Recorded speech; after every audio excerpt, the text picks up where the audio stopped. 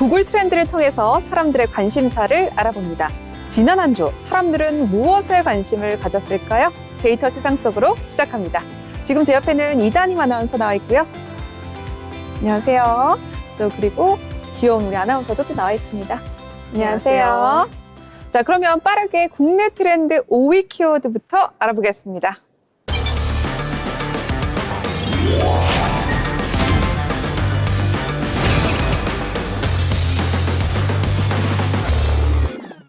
네, 리원입니다. 조금 생소한 이름 같은데 이분이 국내 최초의 레즈비언 연애 프로그램에 출연하는 출연자죠? 네, 너의 연애는 동성 결혼이 비합법인 한국에서 다루는 레즈비언 예능이라는 점이 국내는 물론이고 해외에서도 뜨거운 반응을 보이고 있는데요. 유튜브에 올라온 하이라이트 클립 영상은 약 70만에 가까운 조회수를 보였습니다. 문제는 출연자 리원의 성인 방송 BJ 이력과 관련된 논란입니다. 네, 리오는 대략 3년간 성인방송 BJ로 활동한 것으로 알려졌는데요. 뿐만 아니라 이성애자 의혹에 휩싸이며 프로그램의 진정성에 대한 논란이 있었습니다. 해당 프로그램에 나오기 전 남자친구를 사귀었다는 것이 확인되었는데요.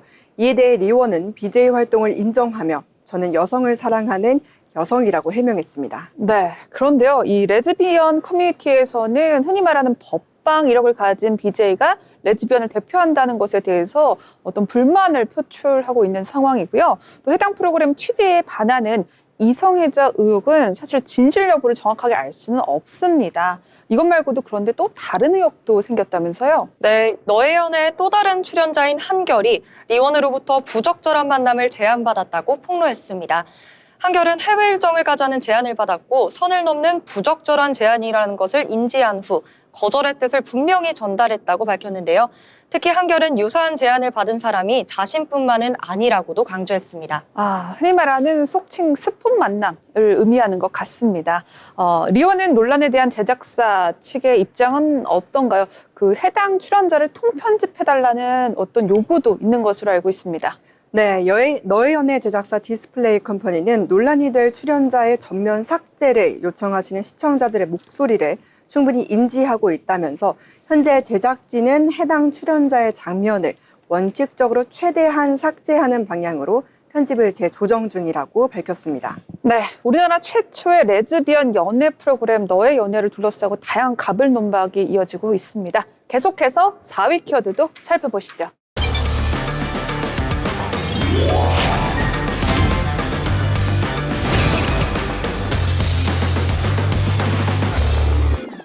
마이크로소프트입니다. 지난주에 MS 주가가 갑자기 급등하는 모습을 보였죠? 네, 마이크로소프트가 올해 1분기 시장 예상치를 넘어서는 실적을 발표하면서 주가가 시간 외 거래에서 7% 가까이 급증했는데요. MS는 1분기 매출 700억 7천만 달러로 우리 돈 약 99조 8,500억 원의 매출과 주당 순이익 3.46달러, 우리 돈 약 4,900원을 기록했습니다.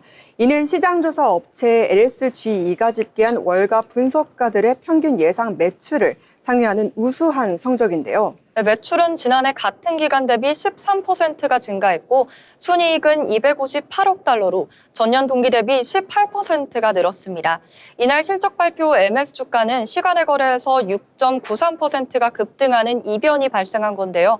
이번 발표를 통해 마이크로소프트가 애플을 제치고 글로벌 시총 1위 기업으로 올랐습니다. 사실 그렇습니다. 우리나라에서 미장하는 개미 투자자들이 워낙 많으니까요. 해외 키워드지만 국내 키워드에 오른 것 같고 MS가 주가가 급등하니까 이제 개미 투자자분들이 이거 갑자기 뭐야? 라고 하면서 구글 트렌드에 많이들 검색해 보신 것 같습니다. 그런데 문제가 있다면서요. 미국을 대표하는 인공지능 기업이죠. 오픈 AI와 최대 투자자인 MS의 협력 관계가 갈수록 안 좋아지고 있다면서요. 오픈 AI는 마이크로소프트의 주가를 올려준 1등 공신 중 한 개 기업인데요. 마이크로소프트는 지난 6년 동안 수십억 달러를 투자하며 인공지능 스타트업인 오픈 AI의 성장을 가속화했습니다. 덕분에 오픈 AI의 챗GPT는 주간 사용자 수가 5억 명을 넘겼고요. 오픈 AI는 마이크로소프트에 최첨단 AI 도구를 공급했고 마이크로소프트의 주가는 3배 가까이 올랐습니다. 네, 그런데 오픈 AI 샘 올트먼 CEO와 마이크로소프트의 사티아 나델라 CEO가 갈수록 여러 양사 협력 사안들의 이견을 보이고 있습니다. 양사가 갈등하는 이유 중 하나가 오픈 AI가 인간지능 수준의 모델을 개발하려고 한다는 점인데요. 네, 계약에 따르면 오픈 AI가 인간 지능 수준 모델을 완성하면 오픈 AI 이사회가 마이크로소프트와의 관계를 바꿀 권한을 갖게 됩니다. 한마디로 가별 관계가 바뀌게 되는 건데요. 올트먼이 인간지능 수준 AI 개발이 조만간 가능하다고 했지만 마이크로소프트는 현재 기술 수준이 한창 못 미친다며 반박하고 있고요. 오픈 AI는 연말까지 프로그램 재구조화에 성공하지 못하면 수백억 달러의 손실을 볼 수도 있는 상황입니다. 아, 그렇군요. 이번 MS 투자 실적 발표에 관세 정책에 대한 영향은 반영되지 않았습니다. 향후 관세 행방에 따라서 주식시장이 정말 급변할 수도 있을 것 같다라는 생각이 들고 있습니다. 계속해서 다음 키워드도 살펴보시죠.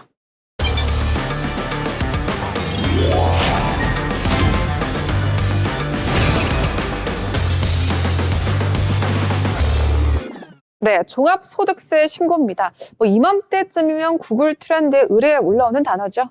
네, 맞습니다. 5월의 연말정산이라고 부르는 종합소득세만 신고 기간인데요. 2025년 5월 1일부터 6월 2일까지 이어지고 있는데 특히 사업소득, 프리랜서 소득, 임대소득, 이자, 배당소득, 기타 근로소득 외에 수입이 있는 분들은 반드시 이 기간 내에 신고를 모두 다 하셔야 됩니다. 저희 같은 사람들이 바로 포함이 되겠죠. 네, 연말정산을 마치지 못한 회사원, 작년에 2개 이상의 회사를 다녔지만 합산 소득을 신고 못한 분, 근로소득 외에도 다양한 부수입이 있는 엔잡러 등도 해당되는데요. 사실 제가 다양한 일을 하고 있는 엔잡러 중에 한 명인데 앵커도 하고 학원도 하고 화장품 회사 이사도 하고 다양하게 하고 있는데 제가 매년 느끼고 있는 것 중에 하나가 매년 종소세 신고가 간소화되고 있다? 뭔가 행정 절차가 잘 되고 있다 이런 생각이 들거든요. 개인이 신고를 해도 되고 3.3 같은 세무 어플을 이용할 수도 있고요. 네, 플랫폼을 통해서 진행하게 되면 빠르게 진행할 수 있다는 장점이 있습니다. 각 지자체별로 종합소득세 신고 창구를 운영하면서 노동자의 세금 신고 불편을 줄이고 있습니다. 서울시는 내달 5일까지 플랫폼, 프리랜서 노동자를 대상으로 종합소득세 신고 지원 및 세무 상담을 지원하고 있습니다.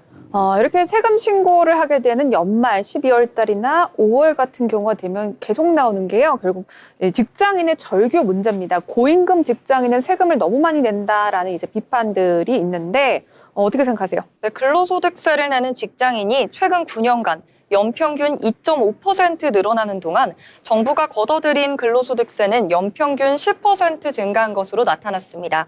세원이라고 하죠. 근로소득 신고자가 늘어나는 것보다 세수 증가 속도가 훨씬 빠른 것이 문제입니다. 네, 근로소득세가 크게 늘어난 것은 연간 총급여 8천만 원을 초과하는 고소득 근로자가 증가했기 때문인데요. 2023년 기준 총급여액이 8천만 원을 넘는 근로자는 253만 명으로 2014년에 비해 2배가량 늘었습니다. 우리나라의 근로소득세 과표 구간은 8단계로 이루어져 있는데요. 과세 표준 8,800만 원 이하는 6에서 24%의 세율을 적용하지만 8,800만 원이 넘어가면 세율이 35에서 45%로 급격하게 높아집니다. 명목임금이 10년 사이에 큰 폭으로 오르면서 높은 세율을 적용받는 고임금 근로자가 급증했지만 과세 표준 구간은 2008년 이후 거의 바뀌지 않으면서 소리 없는 증세 역할을 했습니다. 네, 맞습니다. 직장인의 세 부담이 좀 과하다라는 지적의 목소리가 커지자 대선 주자인 김문수 국민의힘 후보와 이재명 더불어민주당 후보 모두 소득세 부담을 줄여주겠다라는 공약을 앞다퉈서 내놓고 있습니다. 반면 정부는 소득세 감세가 세수 펑크로도 이어질 수 있다면서 난색을 보이고 있는 상황이죠. 계속해서 다음 키워드도 살펴보시죠.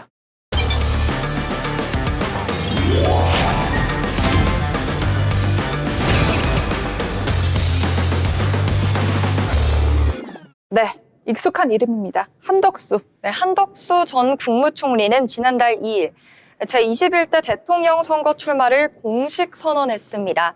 그는 특히 임기를 3년으로 단축하고 임기 중 개헌을 완료한 뒤 조기 총선과 대선을 실시하겠다는 계획을 제시했습니다. 네, 한 전 총리의 출마 선언은 정치권 내에서 다양한 반응을 불러일으켰는데요.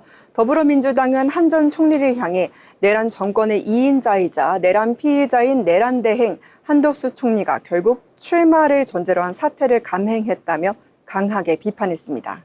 한 전 총리는 출마 선언 이후 국민의힘 김문수 후보와의 단일화 논의를 진행하고 있는데요. 그러나 단일화 방식과 시기를 둘러싸고 양측의 입장 차이가 존재합니다. 여론조사 결과 국민의힘 지지층에서는 한덕수 후보를 단일 후보로 선호하는 경향이 나타났습니다. 네, 리얼미터 조사에 따르면 국민의힘 지지층 53.3%가 한 후보를 지지한 반면 김 후보는 26.5%의 지지를 받았습니다.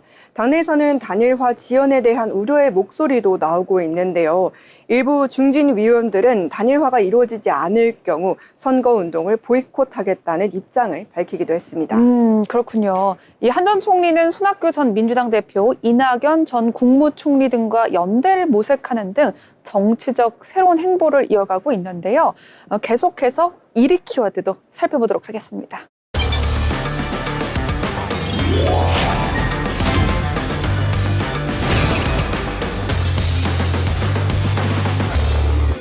네, 이재명 대법원 판결입니다. 이거 판결 어떻게 됐나요? 네, 대법원이 이재명 더불어민주당 대통령 후보의 공직선거법 위반 혐의 사건을 유죄 취지로 파기환송했습니다. 대법원은 이 후보가 지난 대선을 앞두고 김문기 전 성남도시 개발공사 개발 1처장과 국외 출장에서 골프를 함께 치지 않았다는 취지의 말을 한 것과 백현동 부지 용도 변경이 국토교통부 협박 때문이라는 발언을 한 것을 허위사실 유포라고 판단했습니다. 심리에 참석한 12명의 대법관 중 파기환송 의견은 10명이었고 2명은 반대 의견을 내놨는데요. 대법은 1일 선거법 위반 혐의로 기소된 이 후보의 원심 판결을 파기하고 사건을 서울고법으로 돌려보냈습니다. 네, 이에 따라 이 후보의 선거법 위반 사건은 서울고법에서 파기환송심과 대법원의 재상고심을 거쳐 확정지게 되었습니다.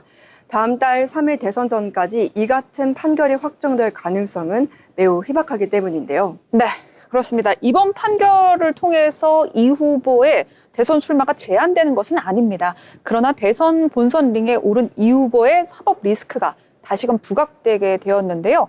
그런데 대법원 전원 합의체 파기환송 이후에도 이 후보의 독주 판세에는 전혀 변화가 없다고요. 네, 그렇습니다. 중앙일보의 여론조사에 따르면 3자 가상 대결을 붙였을 때 이재명 후보 49%, 김문수 국민의힘 후보 33%, 이준석 개혁신당 후보 9%였습니다. 아까 저희가 언급한 국민의힘 후보가 한덕수 무소속 후보로 단일화했을 경우를 가정했을 때도 이재명 49%, 한덕수 36%, 이준석 6%였는데요. 네, 이재명 대선 후보가 지난 6일 충북 등평시장에서 좀 유의미한 말을 했습니다. 가끔 불가사의한 세력이 불가사의한 기도가 성공할 때도 있지만 우리는 결코 지지 않을 것이다 라고 이야기했습니다. 이번 여론조사가 그의 말을 대변하는 것 같습니다. 지금까지 국내 트렌드였습니다.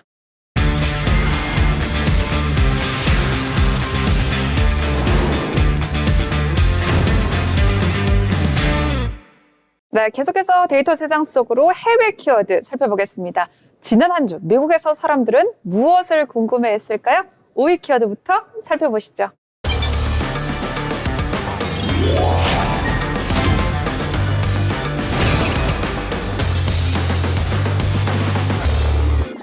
재향군인의 날입니다. 트럼프 대통령이 또 다른 발언을 했어요. 이제 재향군인의 날을 제1차 세계대전 승전의 날로 바꾸자라는 발언을 해서 또다시 논란입니다. 네, 미국이 전쟁에서 결정적 역할을 했다는 걸 강조하고 싶다고 밝혔는데요. 특히 5월 8일을 제2차 세계대전 승전의 날로 따로 지정하겠다고 했습니다. 그런데 이 발언이 참전용사 단체와 학계에서는 강한 반발을 일으켰습니다. 재향군인의 날은 특정한 전쟁이 아니라 모든 군 복무자를 기리는 날인데 전쟁 승리보다 헌신과 희생에 초점이 맞춰져야 한다는 목소리가 큽니다. 네, 트럼프 대통령의 발언에서 국제사회가 우려를 표했습니다. 특히 유럽연합국들은 자국의 희생을 무시한 발언이라며 불쾌감을 드러냈는데요.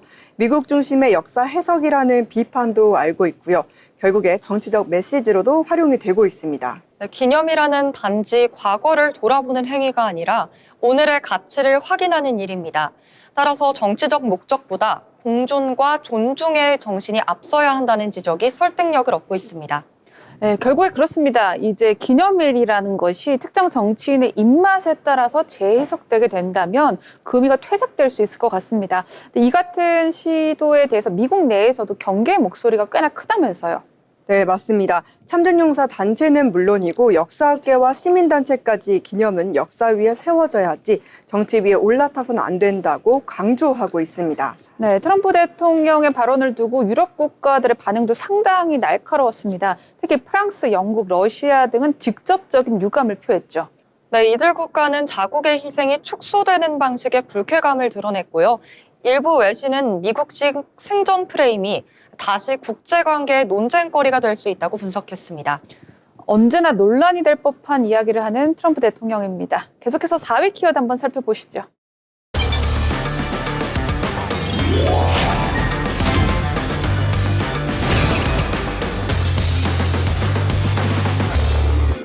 네, 해리 왕자입니다. 지난 5일 영국 법원은 해리 왕자의 경찰 경호 복구 요청을 기각했습니다.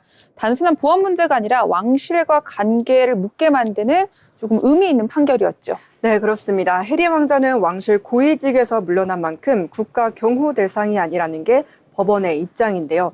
자비를 들여 경호원 고용해야 하는 상황이 온 건데 현재 해리 왕자는 왕실과의 관계 단절, 특히 찰스 3세 국왕과의 거리감이 깊다면서요. 네, BBC와의 인터뷰에서 해리는 아버지와는 연락이 닿지 않는다고 말했습니다. 하지만 화해를 원한다는 뜻도 밝히면서 가족관계 회복 의지를 내비쳤습니다. 네, 이 모든 갈등의 시작점에는 해리 왕자의 부인인 메건 마클이 있었다라는 것이 사실인데요. 흑인 혼혈 또 이혼, 배우 출신이라는 배경이 이 전통적인 왕실 문화와는 충돌했던 것이 분명합니다. 그런데 해리 왕자 부부의 왕실 독립 선언은요, 단순한 결별이 아닌 구조와 가치의 충돌이었습니다. 현재 그는 미국 캘리포니아에서 가족과 일상을 보내고 있다고 합니다. 하지만 여전히 왕실의 그림자 안에서 언론과 세간의 관심을 받고 있는 상황입니다. 최근 공개된 가족 사진에서도 그의 삶은 해리 왕자라는 이름과 분리되지 않았습니다. 왕위를 내려놨지만 왕실이라는 굴레는 여전히 그를 따라다니고 있습니다. 네, 결국 해리 왕자의 삶은 군주의 의미 그리고 그 유효성에 대한 질문으로 이어지고 있습니다. 권위의 상징이었던 왕실은 이제 시대 정신에 적응할 수 있느냐는 시험대에 서 있습니다. 그리고 해리 왕자는 그 실험의 중심에 있는 매우 상징적인 인물이 되었습니다. 네, 해리 왕자는요, 스스로 왕실에서 벗어났지만 여전히 세간의 시선은 영국에 이제 종속되어 있는 왕자라는 시선에 머물러 있는 것 같습니다. 왕실을 떠났어도 완전히 자유로울 수 없는 현실이고 어떻게 봐야 될까요? 그렇습니다. 왕위를 내려놨다고 해서 상징까지 지워지는 건 아닙니다. 특히 왕실 구성원으로서의 이미지가 사라지지 않는 한 해리의 개인은 늘 공적 감시 아래에 놓일 수밖에 없습니다. 이번 갈등이요, 단순히 가족 내 불화가 아니라는 시선도 있습니다. 이하 사안을 통해서 현재 군주제가 여전히 필요한 제도인지 의문을 품는 사람들이 많이 있죠. 맞습니다. 다양성과 개인의 선택이 중시되는 시대에 피로 물려받은 권위가 과연 어떤 사회적 설득력을 가질 수 있느냐는 근본적인 질문이 이어지고 있습니다. 네, 왕실 밖의 삶을 선택한 해리 왕자의 행보는 결국 우리가 어떤 전통을 지켜나갈 것인지 또 어떠한 새로운 가치를 새로 써야 될지에 대한 질문을 던지고 있는 것 같습니다. 질서와 변화 사이 그 균형을 한번 고민해봐야 될 것 같은데요. 계속해서 3위 키워드 살펴보시죠.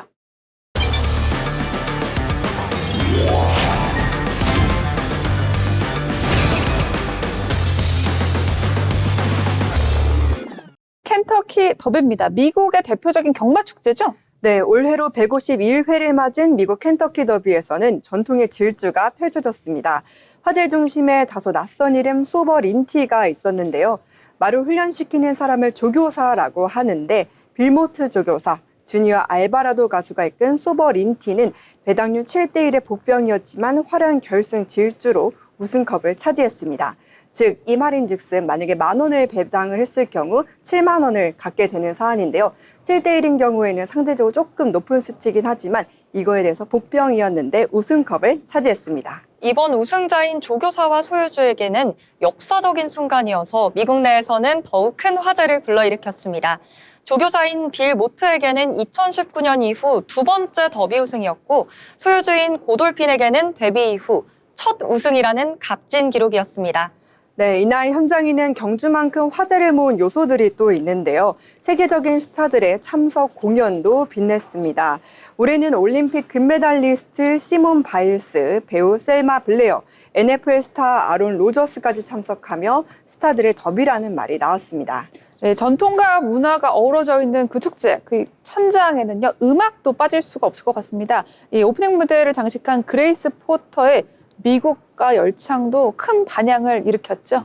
네, 포터는 아카펠라로 더 스타 스팽글드 배너를 선보이며 현장을 가득 채운 15만 관중의 기립박수를 받았습니다. 네, 결국 그렇습니다. 켄터키 더비는요, 단순한 경마 축제가 아니라 미국이 가진 문화와 정체성이 집약된 어떤 아름다운 장면이라고도 볼 수 있을 것 같아요. 매년 더비가 갖는 의미가 점점 더 확장되고 있는 것 같은데요. 네, 맞습니다. 이제 켄터키 더비는 스포츠를 넘어서 패션, 음악, 사회적 메시지까지 담아내는 복합 문화 축제로 자리를 잡았습니다. 누가 우승했는가만큼이나 어떤 이야기가 만들어졌는가 가장 중요한 시대로 만들어져야 되는 것 같습니다. 네, 켄터키 더비는 여전히 미국을 가장 미국답게 보여주는 순간인 것 같습니다. 계속해서 2위 키워드도 살펴보시죠.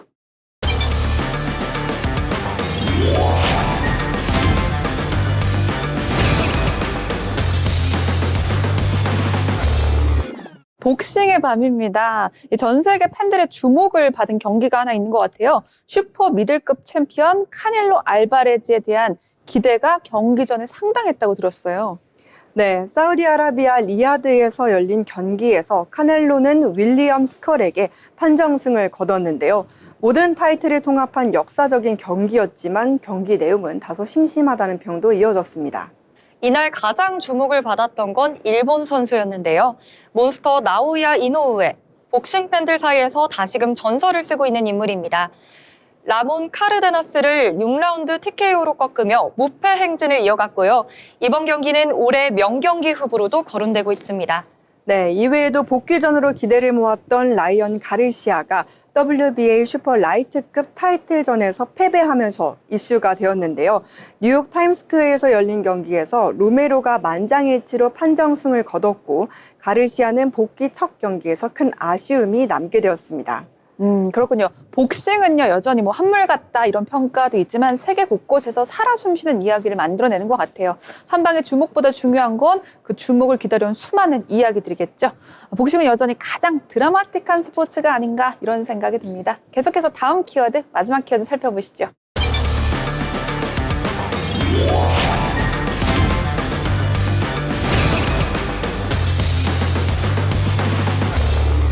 로켓츠 대 워리어스입니다. 조금 생소하실 수 있는 단어인데요. 미국 NBA 이야기입니다. 이번 주 그리고 지난주 키워드를 살펴보면 정말 스포츠, 복싱, 경마, 농구, 스포츠가 이제 미국을 다 휩쓸었다라고 느껴집니다. NBA 플레이오프 1라운드 7차전에서 골든스테이트 워리어스와 휴스턴 로켓츠가 맞붙었는데요. 이 경기는 두 팀 간의 오랜 라이벌 관계를 드러내면서 다시금 화제의 키워드로 생성됐습니다. 워리어스는 103대 89로 두 자릿수 차이로 로켓츠를 제압했습니다. 시리즈 전적 4대 3으로 서부 컨퍼런스 준결승에 진출했는데요. 경기의 중심에는 새로운 영웅이 있었죠. 이번 7차전에서 가장 뜨거운 손, 바로 버디 힐드였습니다. 네, 버디 힐드는 3전 슛 9개를 포함해 무려 333득점을 기록하며 팀을 이끌었고요. 4쿼터의 분위기를 완전히 바꾼 주역이었습니다. 물론 스테픈 커리의 존재감도 빼놓을 수 없었는데요. 특히 후반전에 보여준 집중력은 역시 클래스가 다르더군요. 커리는 22득점, 10리바운드, 7어시스트를 기록하며 경기의 흐름을 읽는 노련한 플레이를 선보였습니다. 물론 로켓츠 실패하긴 했지만 쉽게 무너지진 않았습니다. 특히 아멘 톰슨과 쉔건의 투혼이 인상적이었죠. 네, 톰슨은 24득점, 쉔건은 더블더블을 기록하며 고분분투했고요. 시리즈 전체를 놓고 보면 로켓츠는 확실히 성장한 모습이었습니다. 이제 승리팀인 워리어스는 미네소타 팀버울브스와의 준결승전을 준비하게 됩니다. 두 팀 모두 젊은 에너지와 노련미를 갖춘 전력이 있는 팀들이라서요. 이번 준결승도 역시나 한 치 앞을 예상할 수가 없다라고 보여집니다. 여러분, 숫자는 거짓말을 하지 않지만요. 해석은 언제나 사람의 몫입니다. 우리는 오늘도 데이터 속에서 세상의 흐름을 읽어봤습니다. 다음 이 시간에도 더 깊고 정확한 데이터로 다시 돌아오겠습니다. 고맙습니다.